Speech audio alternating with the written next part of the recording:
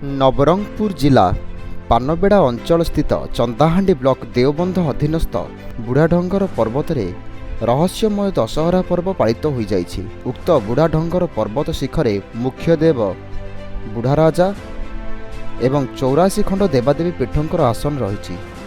ଏହି ଦେବାଦେବୀଙ୍କ ପର୍ବକୁ ଜାଣିବା ଦେଖିବା ପାଇଁ ଅଞ୍ଚଳବାସୀ ବହୁତ ସଂଖ୍ୟାରେ ଯୋଗଦେଇ ପର୍ବତ ପରିକ୍ରମା କରି ଦେବୀଙ୍କ ପୀଠ ସମ୍ମୁଖରେ ଶରଣ ଭିକ୍ଷା କରିଥିଲେ ଏବଂ ଗାଁ ଓ ଗ୍ରାମରୁ ଆସିଥିବା ଶ୍ରଦ୍ଧାଳୁମାନେ କୁକୁଡ଼ା ପାରା ମେଣ୍ଢା ଆଣି ମାଙ୍କଠାରେ ବଳିଦାନ କରିଥିଲେ।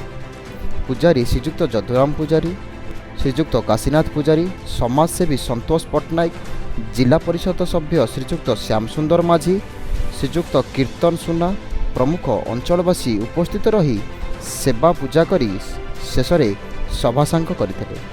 ନବରଙ୍ଗପୁରରୁ ରସିକନାଙ୍କ ରିପୋର୍ଟ, ଅହିଂସା ନ୍ୟୁଜ୍।